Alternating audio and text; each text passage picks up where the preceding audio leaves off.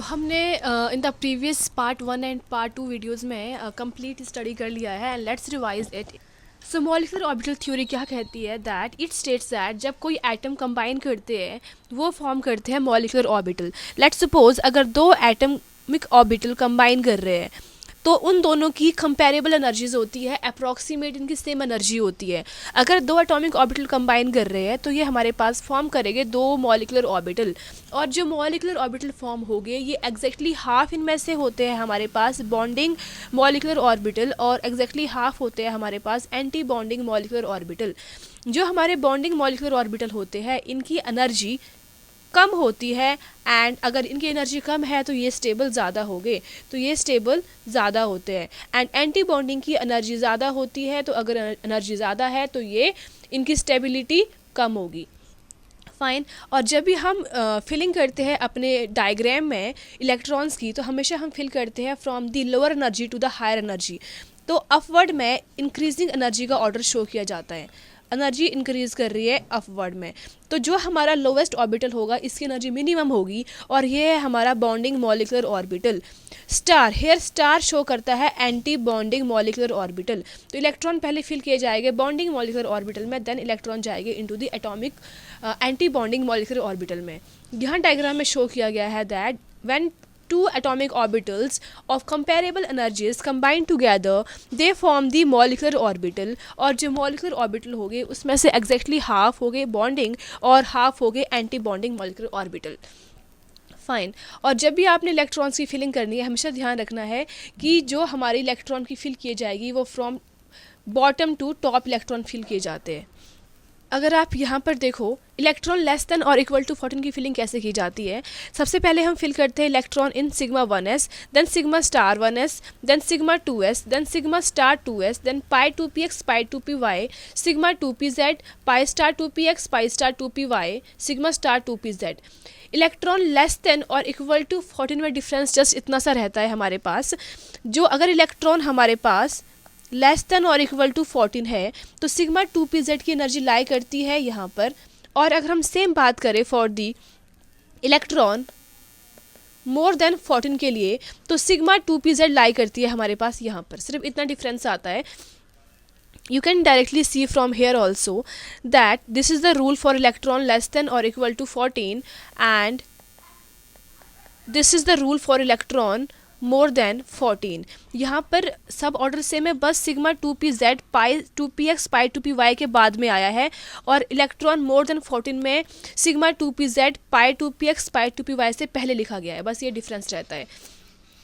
Then हमारे पास आता है बॉन्ड ऑर्डर। बॉन्ड ऑर्डर हम कैसे निकालते हैं? Number of electrons in bonding molecule minus number of electron in bonding molecule minus number of electron in anti bonding molecule upon 2.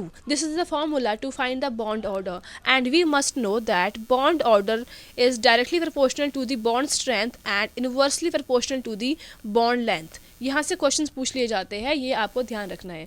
अगर हम बॉन्ड ऑर्डर निकाल देंगे किसी भी स्पीशी का तो हम उसका इजीली बॉन्ड स्ट्रेंथ और बॉन्ड लेंथ बता सकते हैं।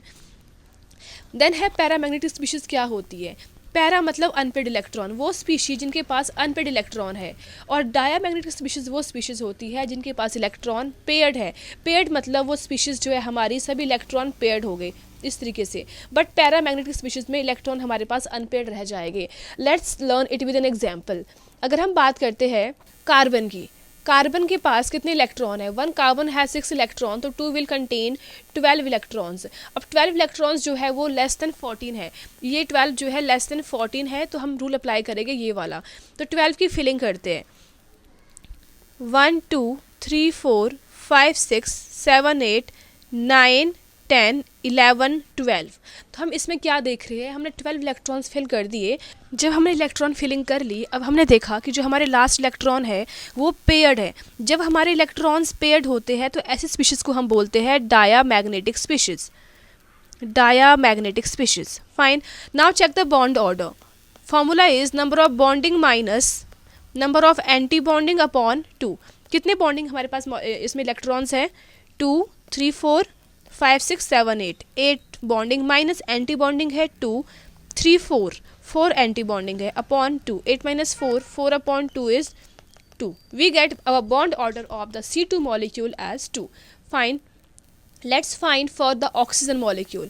Oxygen contain 8 electrons, then 2 atom of the oxygen will contain 16 electrons. Now because electrons are more than 14, then this rule will be obeyed. Let's start filling for the 16 electron. 1 2 3 4 5 6 7 8 9 10 11 12 13 14 15 16. Because now we can see जब हम last electron की filling करी वहाँ हमारे electrons unpaired रह गए. Because electrons unpaired रह गए तो ऐसी स्पीशीज़ हमारे पास होती है paramagnetic species. Let's find the bond order for the oxygen. Number of bonding minus number of anti bonding upon 2. कितने बॉन्डिंग है? 2 3 4 5 6 7 8 9 10. Anti bonding 2 3 4 5 6 upon 2. 10 minus 6 4 upon 2, that is 2. Bond order for oxygen molecule is 2. Find these and answer in the comment section box.